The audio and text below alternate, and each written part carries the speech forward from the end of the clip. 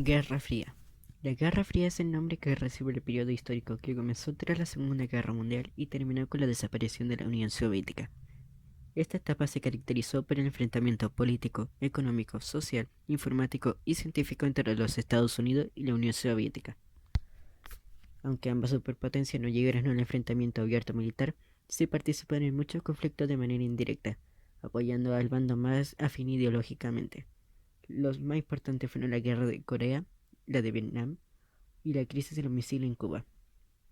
Tras el fin de la Segunda Guerra Mundial, el mundo quedó dividido en dos grandes bloques. Por una parte, el occidental capitalista y basado en la democracia liberal, encabezado por los Estados Unidos. Por otro, los países con economía comunista y bajo regímenes no democráticos, liderados por la Unión Soviética. Durante la década de la Guerra Fría, el mundo vivió bajo el miedo constante de un conflicto nuclear. La carrera armamentista se disparó. Finalmente, el desequilibrio económico provocado por el gasto militar y la baja productividad provocó el colapso de la Unión Soviética. Las aliadas de confianza de Stalin y su intención de expandir el comunismo a los países vecinos, y en este aspecto los Estados Unidos abogaban por la instauración de gobiernos capitalistas en toda Europa, mientras que la Unión Soviética pretendía crear un bloque de naciones aliadas que protegieran sus fronteras. Churchill, primer ministro británico, pronunció un discurso que muchos marcan como el auténtico inicio de la Guerra Fría. El político acusó a los soviéticos de haber creado un telón de acero. Causas: el afán de los estadounidenses y los soviéticos por difundir su respectiva ideología en todo el mundo. Por otra parte, la Unión Soviética vio con temor la adquisición de armas por parte de Estados Unidos. Comenzó a desarrollar su propia bomba atómica, comenzando una rápida carrera armamentista. John F. Kennedy. El 14 de octubre cambió el rumbo de la historia, cuando un avión espía tomó las fotos que proporcionaban a los de Washington la primera evidencia sólida de la presencia de misiles soviéticos en Cuba. El 16 de octubre, el presidente Kennedy fue informado durante los siguientes 5 días en absoluto secreto. El presidente y sus asesores analizaron las opciones disponibles. Al final se decidió hacer frente hasta sus últimas consecuencias del desafío soviético.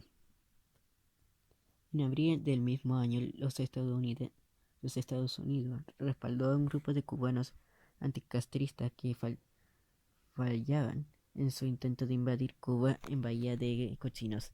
En agosto de 1961 comienza la construcción del Muro de Berlín. En febrero de 1962 comienza el embargo estadounidense a Cuba. El 24 de octubre, en su discurso ante el Consejo de Seguridad, instó que se celebrara una urgente negociación entre las partes involucradas. Informe de que habían enviado exhortaciones al presidente Kennedy y al primer ministro Khrushchev para que establecieran una momentaria de 2 a 3 semanas de duración. Antecedentes de la crisis de los misiles. La crisis de los misiles en Cuba el 14 de octubre de 1962, el contexto en que se desarrolló el conflicto entre Estados Unidos y la Unión Soviética, fue en plena Guerra Fría. Estados Unidos supera a la Unión Soviética en armamento nuclear, teniendo más de 400 misiles, mientras que la Unión Soviética pensó que la isla de Cuba podría ser una base clave para amenazar a Estados Unidos. Desarrollo. Washington organizó mediante operaciones secretas de la CIA una fallida invasión con emigrados anticastristas en Bahía de Cochino, abril de 1961. En este contexto, el régimen de Fidel Castro viró hacia el alineamiento con el bloque soviético y el establecimiento de una dictadura comunista en la isla. Desenlace. Tras negociaciones secretas, Khrushchev lanzó una propuesta aceptada por Kennedy.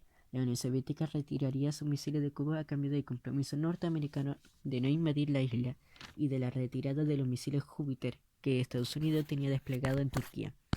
Al mes siguiente, la Unión Soviética desmonta y repartiría su material bélico ofensivo y Estados Unidos levanta el bloqueo.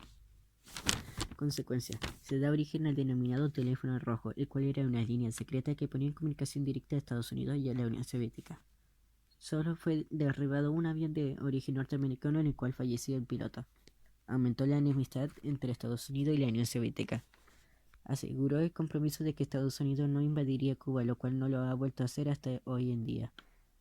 Compensando la amenaza de la Unión Soviética y Estados Unidos decidió instalar misiles nucleares en Turquía, los cuales fueron retirados luego de que ambas naciones pactaran el fin de... Hoy estamos en una entrevista exclusiva con el presidente John F. Kennedy, el cual apoyó la fallida invasión anticastrista, apoyó los derechos de los inmigrantes y, por último y no menos importante, superó la crisis de los misiles en Cuba.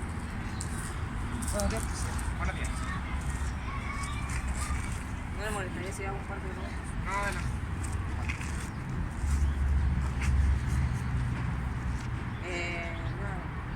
¿Por qué Cuba corta sus relaciones con Washington?